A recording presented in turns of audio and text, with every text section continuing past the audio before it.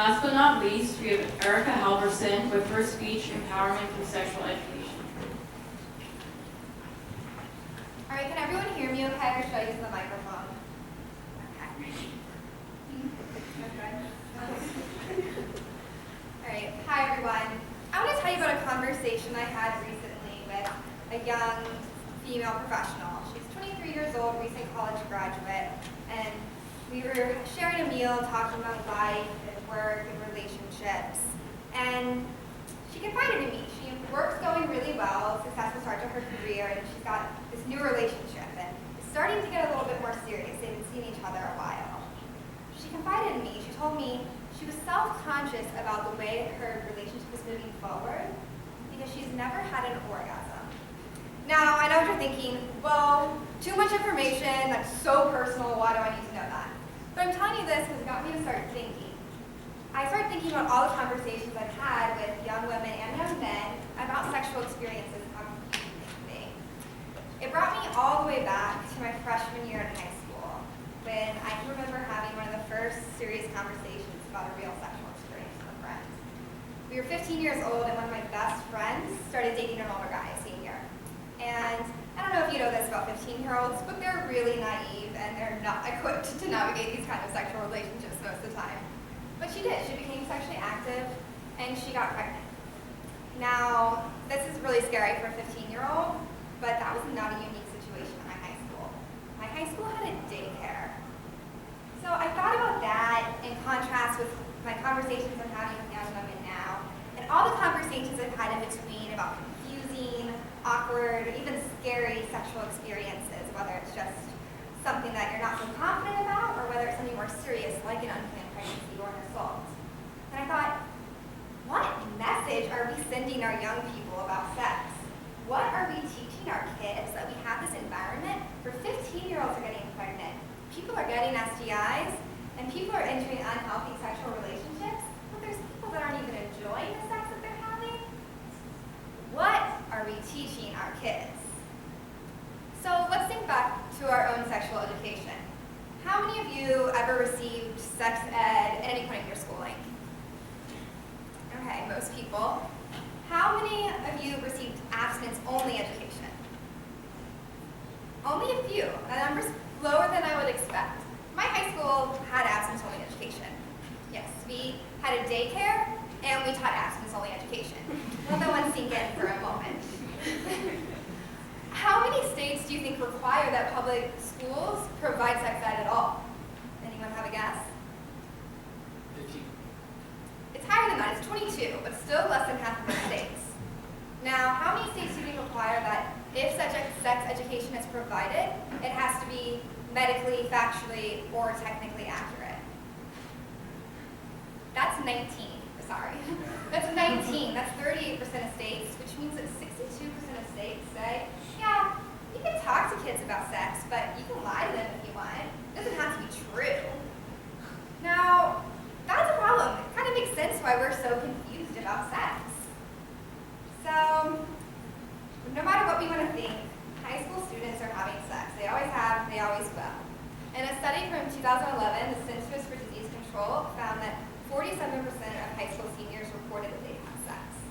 Not high school seniors, high school students at all. That's teenagers that are willing to tell the Centers for Disease Control about their sex life.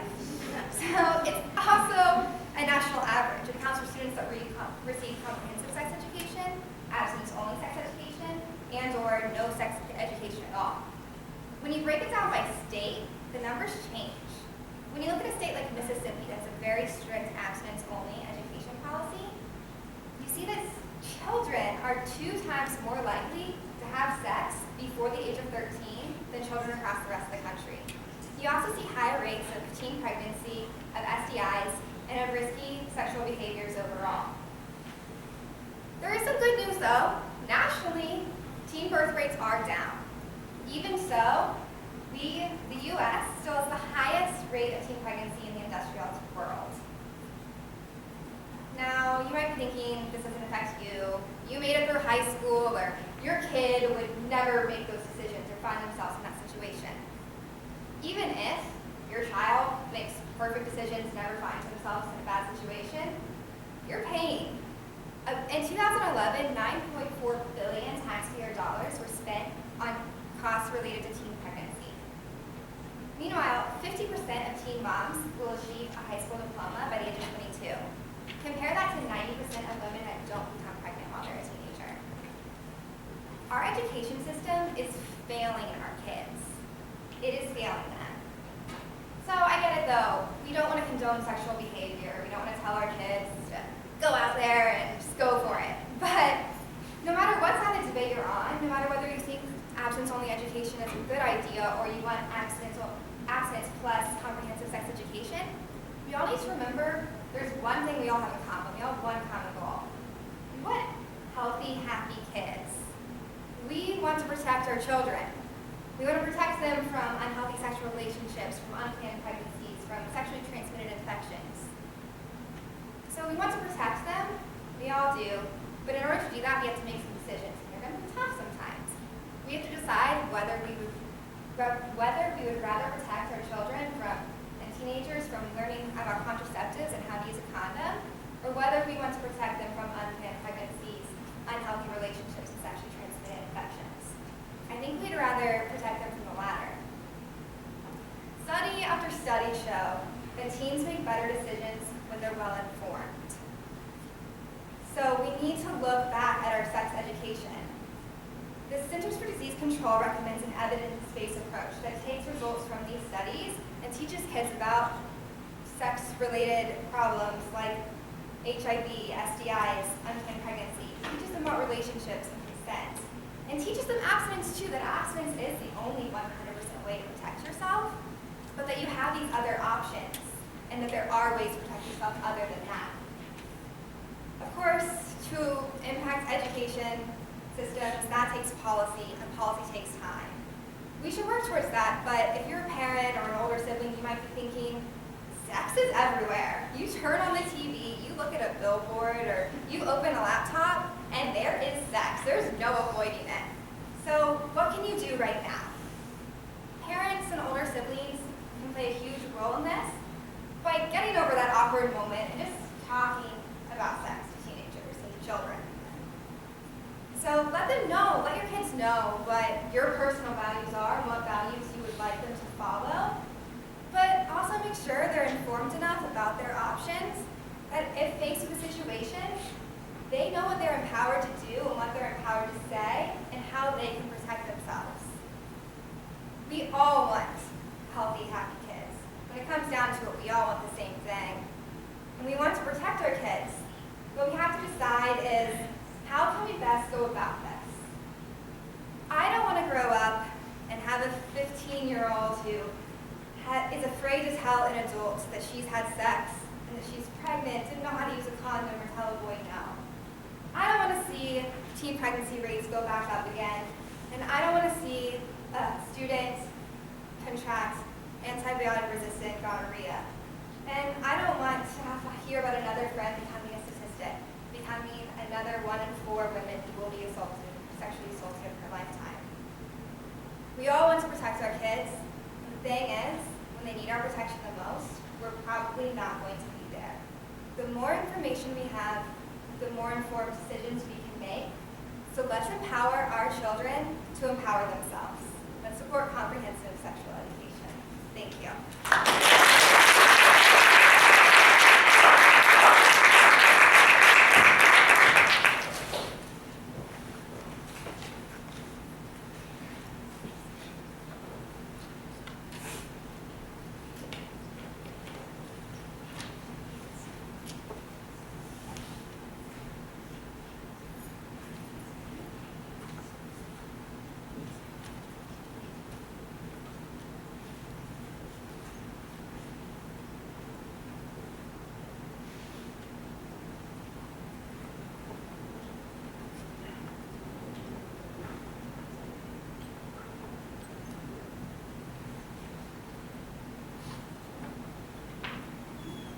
All right, do we have any questions from the audience for Erica? I have a question. Do you have any thoughts about if and how universities could be involved in sex education for college-age students? I do. I think I know that I had really learned extensively about STIs and different sexual consequences, things like that, and how to fully protect yourself was when I took a human sexuality course, but that was an elective. I think that similar to the sexual consent and sexual assault prevention training that incorporating the CI, I know there's some mix-up about that right now. I think that's huge with keeping people safe when it comes to consent, but with that required training, also talk about some of the other issues like contraceptives and sexually transmitted infections and things like that. I have a question for you. It was pretty staggering when you said that your high school had a daycare and abstinence-only sex ed. So I was wondering what you think might be the reason that it has how strictness has such adverse effects on teens. You know, I think that sex has always been something that teenagers start to explore, and if teenagers don't have the resources, whether it's a relationship with a trusted adult to talk to, or resources to go get affordable contraceptives and birth control, that provides a lot of barriers for them, and also just to be ill-informed. We didn't know, my sex education was very similar to, I don't know if anyone saw this recently, a professor live tweeted her son's abstinence-only sex education class. Basically put on a video and it tells you, I did all these great things in my life because I didn't have sex. That's all we had. We had one day. And I think that just the knowledge of how to protect yourself and resources to get that information and get the contraceptives would do a big service. It just seems so contradictory that we would provide parenthood classes and a daycare, but not anything of how to prevent that. Yes. Yeah, do you have any views on the potential interaction between education and the way STIs and other, I guess, sexually transmitted infections are somehow socially stigmatized and looked down upon?